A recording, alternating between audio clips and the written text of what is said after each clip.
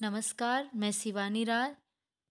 आज हम केवीएस के पाठ्यक्रम में सम्मिलित फिराक गोरखपुरी की रुबाइयाँ एवं गज़ल पढ़ेंगे। सर्वप्रथम फिराक गोरखपुरी का जीवन परिचय देख लेते हैं। मूल नाम रघुपति सहाय फिराक।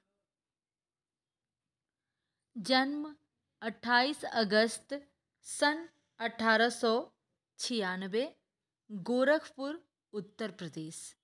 शिक्षा रामकृष्ण की कहानियों से शुरुआत, बाद की शिक्षा अरबी, फारसी और अंग्रेजी में। 1917 में डिप्टी कलेक्टर के पद पर चयनित, पर स्वराज आंदोलन के लिए 1918 में पद त्याग। 1920 में स्वाधीनता आंदोलन में हिस्सेदारी के कारण 1.5 वर्ष की जेल। इलाहाबाद विश्वविद्यालय के अंग्रेजी विभाग में अध्यापक रहे। सम्मान गुले नगमा के लिए साहित्य अकादमी पुरस्कार, ज्ञानपीठ पुरस्कार और सोवियत लैंड नेहरू अवार्ड भी इन्हें दिया गया। महत्वपूर्ण कृतियां हैं गुले नगमा, बज़्मे ज़िंदगी, रंगे शायरी, उर्दू गज़ल गोई, और निधन है सन 1983 ईस्वी में। अब तुमसे रुखसत होता हूँ, आओ संभालो साजे गज़ल, नए तराने छेड़ो, मेरे नगमों को नींद आती है। उर्दू शायरी का बड़ा हिस्सा रोमानियत, रहस्य और शास्त्रीयता से बंधा रहा है, जिसमें लोक जीवन और प्रकृति के पक्ष बहुत कम उभर पाए हैं। नज़ीर अकबराबादी, इल्ताफ़ हुसैन हाली जैसे जिन कुछ शायरों ने इस रिवायत को तोड़ा है, उनमें एक प्रमुख नाम फिराक गोरखपुरी का भी है। फिराक ने परंपरागत भावबोध और शब्द भंडार का उपयोग करते हुए उसे नई भाषा और नए विषयों से जोड़ा। उनके यहाँ सामाजिक दुख दर्द व्यक्तिगत अनुभूति बनकर शायरी में ढला है। इंसान के हाथों इंसान पर जो गुजरती है, उसकी तल्ख सच्चाई और आने वाले कल के प्रति एक उम्मीद, दोनों को भारतीय संस्कृति और लोक भाषा के प्रतीकों से जोड़कर फिराक ने अपनी शायरी का अनूठा महल खड़ा किया। उर्दू शायरी अपने लाछड़िक प्रयोगों और चुस्त मुहावरेदारी के लिए विख्यात है। शेर लिखे नहीं जाते, कहे जाते हैं, यानी एक तरह का संवाद प्रमुख होता है। मीर और गालिब की तरह फिराक ने भी कहने की इस शैली को साध कर आम आदमी या साधारण जन से अपनी बात कही है। प्रकृति, मौसम और भौतिक जगत के सौंदर्य को शायरी का विषय बनाते हुए कहा, दिव्यता भौतिकता से पृथक वस्तु नहीं है, जिसे हम भौतिक कहते हैं वही दिव्य भी है। फिराक की रुबाई में हिंदी का एक घरेलू रूप दिखता है। भाषा सहज और प्रसंग भी सूरदास के वात्सल्य वर्णन की सादगी की याद दिलाता है। मुझे चांद चाहिए मयारी, मैं चंद्र खिलौना लय हो, जैसे बिंब आज भी उन बच्चों के लिए एक मन लुभावन खिलौना है जो वातानुकूलित कमरों में बंद नहीं रहते, छत पर चटाई बिछाकर सोते हैं तथा चंदा मामा के नदिया किनारे उतरने और कल्पित दूध भात खाने की कल्पना से निहाल हैं। मामा भी तो एक साक्षात खिलौना है, बच्चों का, खासकर उन बच्चों का जिनके जीवन में महंगे खिलौने भले न हो, पर जो चंद्राभ रिश्तों का मर्म समझते हैं। एक कठिन दौर है यह। घर लौट बहुत रोए माँ बाप अकेले में, मिट्टी के खिलौने भी सस्ते न थे मेले में। कितना बढ़िया है यह। घर लौट बहुत रोए माँ बाप अकेले में, मिट्टी के खिलौने भी सस्ते न थे मेले में। लोका देना, घुटनियों में लेकर कपड़े पिन्हाना, गेसुओं में कंघी करना, रूपवती मुखड़ा, नर्म दमक, जिदयाया बालक, रस की पुतली, ये कुछ विलक्षण प्रयोग है। हिंदी, उर्दू और लोक भाषा के अनूठे गठबंधन के, जिसे गांधी जी हिंदुस्तानी के रूप में पल्लवित करना चाहते थे। माँ हाथ में आईना देकर बच्चे को बहला रही है। देख, आईने में चांद उतर आया है। चांद की परछाई भी चांद ही है। कल्पना की आंख का भला क्या मुकाबला। रूपवती मुखड़े पे नर्म दमक लाने के लिए छठे छमा से पर्व त्योहार पर ही सही कुछ नन्ही फरमाइशें भी पूरी कर दी जाती है। दिवाली में चीनी मिट्टी के खिलौने, राखी में बिजली की तरह चमक रहे लच्छे। रक्षाबंधन एक मीठा बंधन है। रक्षाबंधन के कच्चे धागों पर बिजली के लच्छे हैं। सावन में रक्षाबंधन आता है। सावन का जो संबंध झीनी घटा से है, घटा का जो संबंध बिजली से, वही संबंध भाई का बहन से। पाठ में फिराक की एक गज़ल भी शामिल है। रुबाइयों की तरह ही फिराक की गज़लों में भी हिंदी समाज और उर्दू शायरी की परंपरा भरपूर है। इसका अद्भुत नमूना है यह गज़ल कुछ इस तरह बोलती है कि जिसमें दर्द भी है, एक शायर की ठसक भी है और साथ ही काव्य शिल्प की वह ऊंचाई जो गज़ल की विशेषता मानी जाती है। अब रुबाइयाँ देखेंगे हम। सर्वप्रथम तो यह जान लेना आवश्यक है कि रुबाइया क्या होता है। तो रुबाइयाँ उर्दू और फारसी का एक छंद है जिसका प्रथम चरण, द्वितीय और चतुर्थ में तुकबंदी होती है और तीसरा जो चरण होता है वह स्वच्छंद होता है। और रुबाइयाँ लिखी हैं फिराक गोरखपुरी ने। देख लेते हैं। आंगन में लिए चांद के टुकड़े को खड़ी, हाथों पे झुलाती है उसे गोद भरी। रह रह के हवा में जो लोका देती है, गूंज उठती है खिलखिलाते बच्चे की हंसी। तो यहाँ पर आंगन के लिए चांद के टुकड़े एक शिशु को कहा गया है।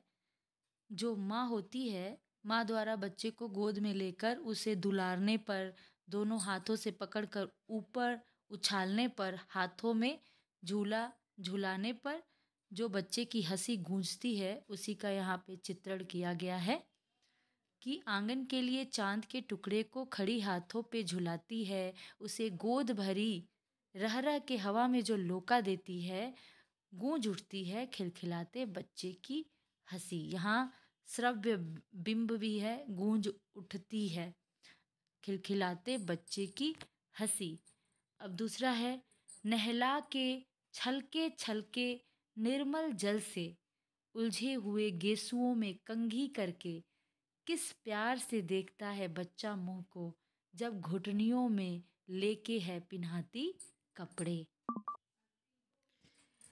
इस पंक्ति में नहला के छलके छलके में बच्चे को गोद से लेकर दुलारना, हाथों से ऊपर उछालना, फिर नीचे लेना, झूला झुलाना, निर्मल जल से नहलाना, नहला के छलके छलके निर्मल जल से, उलझे हुए बच्चे के उलझे हुए बालों को सुलझाना, घुटनों में लेकर कपड़े पहनाना इत्यादि यहाँ पर चित्रण किया गया। यहाँ पूरा वात्सल्य रस छलकता है।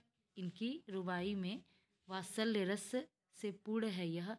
फिर दूसरा है पंक्ति, तीसरी पंक्ति है यह, दिवाली की शाम घर पुते और सजे, चीनी के खिलौने जगमगाते लावे, वो रूपवती मुखड़े पे एक नर्म दमक, बच्चे के घरौंदे में जलाती है दिए। दिवाली की शाम है, चीनी मिट्टी के जगमगाते खिलौने लाना और उनके घरौंदों में दीपक जलाना। यहाँ पे यह अर्थ है इसका। फिर है, आंगन में ठुनक रहा है जिदयाया है, बालक तो है ही चांद पे ललचाया है, दर्पण उसे दे के कह रही है माँ, देख आईने में चांद उतर आया है। इस पंक्ति में इस पंक्ति से आशय है, यहाँ बच्चा आंगन में जिदयाया है, मतलब माँ से गुस्सा हो गया है कि मुझे चंद्र खिलौना चाहिए। यहाँ पे सूर की याद आ रही है मुझे, जैसे सूर ने मैया मैं हूँ चंद्र खिलौना ले हो, है ना। तो वहीं यहाँ पे उसका उसी तरह यहाँ पे भी यह चित्रण किया गया है। तो बच्चे के हाथ में आईना देकर उसमें चाँद का प्रतिबिंब दिखाती है माँ। इस पंक्ति का यही आशय है। अब देखते हैं पंक्ति। रक्षाबंधन की सुबह रस की पुतली, छाई है घटा गगन की हल्की हल्की, बिजली की तरह चमक रहे हैं लच्छे, भाई के है बांधती चमकती राखी।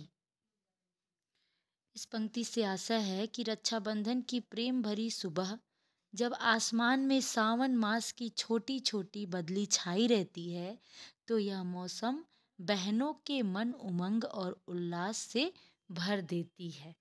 अब नीचे रुबाई, उर्दू और फारसी का एक छंद या लेखन शैली है जिसमें 4 पंक्तियाँ होती है। तो यहाँ रुबाई के बारे में बताया गया है। इसकी पहली, दूसरी और चौथी पंक्ति में तुक या काफिया, तुक को ही काफिया कहा जाता है, मिलाया जाता है तथा तीसरी पंक्ति स्वच्छंद होती है। अब गजल है। नौरस गुंचे पंखुड़ियों की, नाजुक गिरहे खोले हैं, या उड़ जाने को रंगो बू गुलशन में पर तोले हैं। तो इस पंक्ति में बसंत ऋतु का वर्णन है। नौरस गुंचे पंखुड़ियों की, नाजुक गिरह खोले हैं। यहाँ गुंचे से तात्पर्य है कली, कली, और रंगोबू गुलशन में पर तोले हैं। तो यहाँ वसंत ऋतु का चित्रण किया गया है इसमें। तारे आंखें झपकावे हैं, जर्रा जर्रा सोए हैं, तुम भी सुनो हो यारो, सब में सन्नाटे कुछ बोले हैं। तो यहाँ पर जर्रा जर्रा जो है इसमें पुनरुक्ति प्रकाश अलंकार होगा। और सब, जो सब में सन्नाटे कुछ बोले हैं, यहाँ सब का अर्थ रात से लिया गया है। तो इस पंक्ति में हमें रात के सन्नाटे में तारों से कैसी सीख लेनी चाहिए यह बताया गया है कि रात्रि में तारों का चमकना, अंधकार की भयानकता कम होना, विषम परिस्थितियों से न घबराकर निरंतर कार्य करने की प्रेरणा, आत्मसमर्पण दूसरों को प्रकाश देता है। तारे अपने प्रकाश से दूसरों को प्रकाशित करते हैं और निज त्याग की भावना प्रसारित करते हैं। इस पंक्ति से यही आशय है। अब तीसरी पंक्ति है। हम हो या किस्मत हो, हमारी दोनों को एक ही काम मिला, किस्मत हमको रोले वे हैं, हम किस्मत को रोले हैं। इस पंक्ति से आशय है कि एक दूसरे पर दोषारोपण करना, कर्महीन मनुष्य का अपनी किस्मत अर्थात भाग्य को दोष देना है, और किस्मत अर्थात भाग्य का कर्महीन मनुष्य को कोसना। तो भाग्य को नहीं कोसना चाहिए। यह इस पंक्ति से यही आशय है। अब फिर देखते हैं अगला। जो मुझको बदनाम करे हैं, काश वे इतना सोच सके, मेरा पर्दा खोले हैं या अपना पर्दा खोले हैं। इस पंक्ति से आशय है कि दूसरों की बुराई करने वाले मनुष्यों की ओर बुराई करते समय मनुष्य ये भूल जाता है कि उसमें भी कुछ कमियां हैं। बुराई करने से स्वयं की कमियां भी उजागर होती है। इस पंक्ति से यही आशय है कि जो मुझको बदनाम करे हैं, काश वे इतना सोच सके, मेरा पर्दा खोले हैं या अपना पर्दा खोले हैं। बहुत ही अच्छी पंक्ति है। अब अगला पंक्ति है। ये कीमत भी अदा करे हैं, हम बदुरुस्ती ए होशो हवास, तेरा सौदा करने वाले दीवाना भी हो ले हैं, दीवाना भी हो ले हैं। अब अगली पंक्ति है कि ये कीमत भी अदा करे हैं, हम बदरुस्ती ए होशो हवास, तेरा सौदा करने वाले दीवाना भी हो ले हैं। इस पंक्ति से आशय है, यहाँ बदरुस्ती ये होशो हवास से का अर्थ है पूर्ण विवेक के साथ। अब अगला पंक्ति देख लेते हैं। तेरे गम का पासे अदब है, कुछ दुनिया का ख्याल भी है, सबसे छिपा के दर्द के मारे चुपके चुपके रोले हैं। अगली पंक्ति है। फितरत का कायम है तवाजुन, आलमे हुस्नो इश्क में भी उसको उतना ही पाते हैं खुद को जितना खो ले हैं। आबो ताब असआर न पूछो, तुम भी आंखें रखो हो। ये जगमग बैंतों की दमक है, या हम मोती रोले हैं। ऐसे में तू याद आए है अंजू मने मैं में रिंदों को। अंजू मने मैं खाना को कहा गया है और रिंदो मतलब शराबी। अंजू मने मैं में रिंदों को, रात गए गर्दू पे फरिश्ते, बाबे गुनह जग खोले हैं।